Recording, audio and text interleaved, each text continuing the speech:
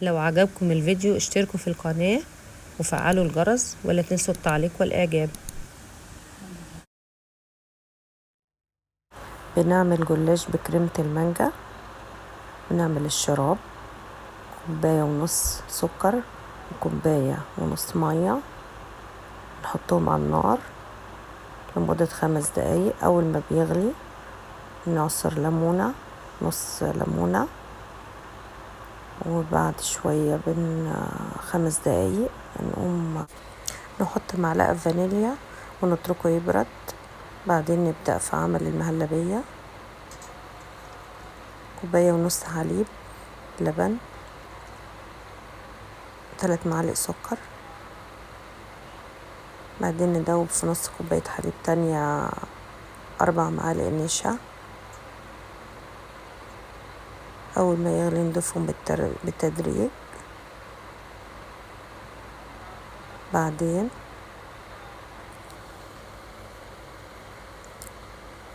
نجيب كوباية عصير مانجا نضيفها عليه لحد ما قوامها يبقى كريمي. بناخد الكريمة نحطها في التلاجة ونغطيها. بعد كده بنبدأ نجيب لفة جلاش، ناخد نصها تقريبا أو أكتر شوية. نبدأ ندهن كل واحدة، ندهنها بالسمن. نعمل كوباية سمن أو زبدة على شوية صغيرين زيت وندهنها، بس بنحط الأطراف على حرف الصينية بحيث إن هي تكون تتقفل. بعد كده ما تخليش الكريمة تطلع منها خالص.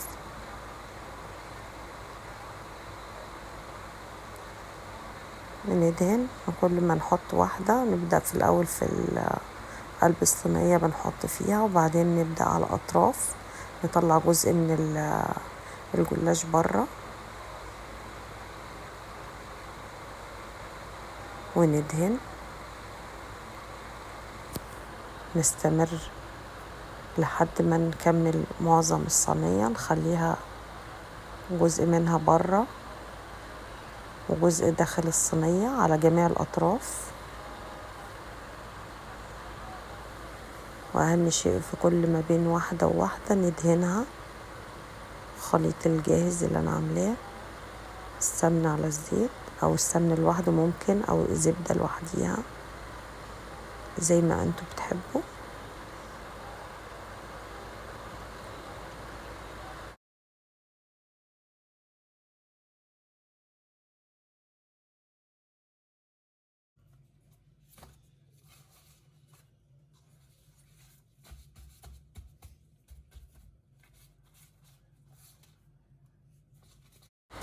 بنجهز الكريمة، نجيبها بعد كده من التلاجة،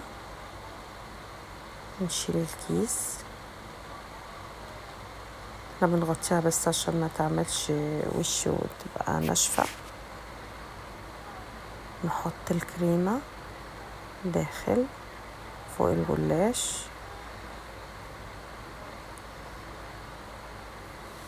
بعد كده بنقفل عليه، نجيب الأطراف اللي احنا عملنا جزء منها داخل الصينية وجزء خارج، نجيب الخارج ونحطه كأننا بنغطيه.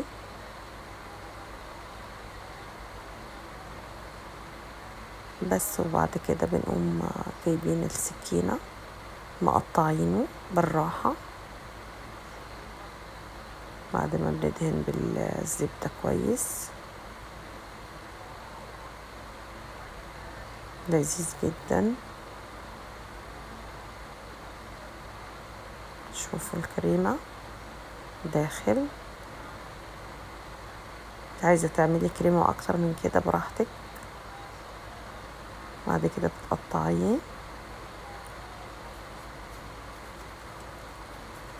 تاني كويس.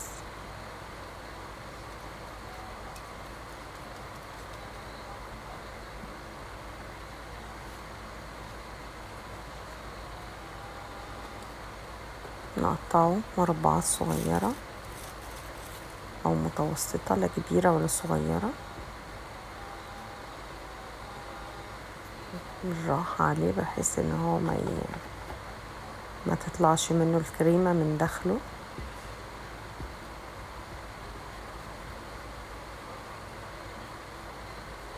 بعد كده بتدخل الفرن لمدة نص ساعة. بتكوني مشغلة الفرن قبليها بحوالي ربع ساعة كده، بحيث انه يدخل على درجة حرارة عالية، تكون درجة الحرارة 200 أو 180. هو بياخدش وقت في الفرن.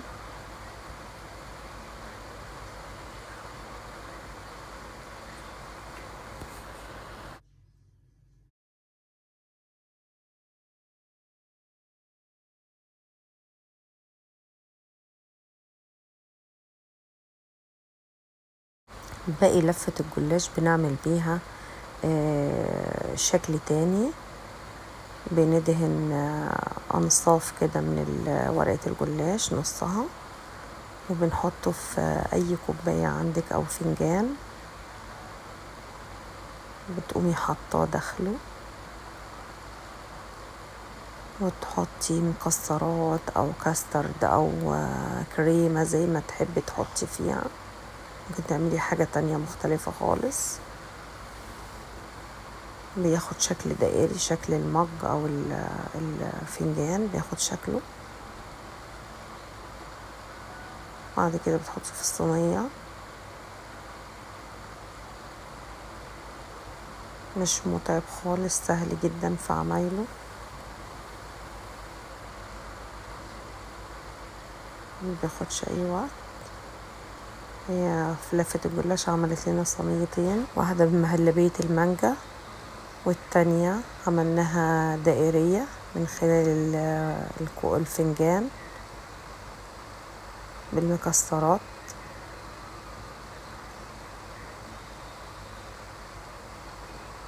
بس وكانت الصينيتين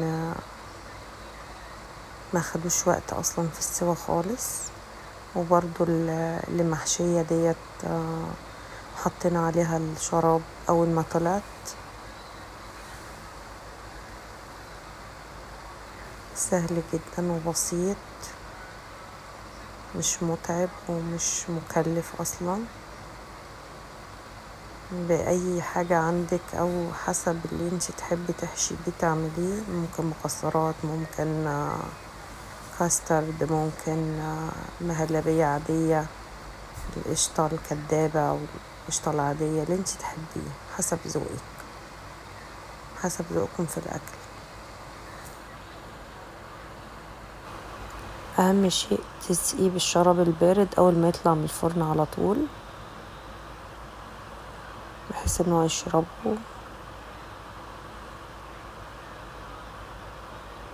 يكون طعمه جميل جدا. وبالهنا والشفا.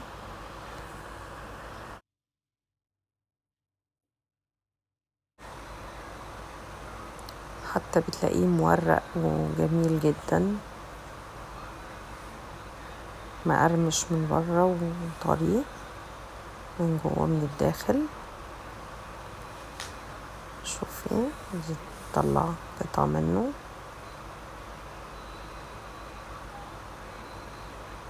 لازم تجربوه. ولو عجبتكم الوصفة اشتركوا في القناة، فعلوا الجرس، وما تنسوا التعليق والإعجاب.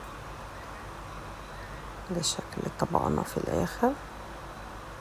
ده الجلاش بالمهلبية المانجا، والتاني المكسرات.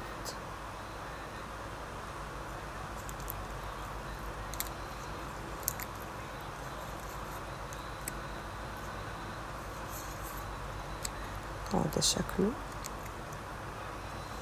طعمه لذيذ جدا.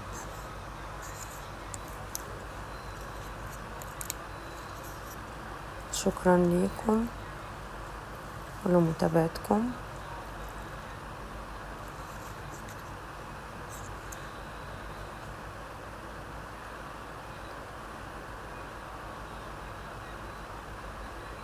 شكرا.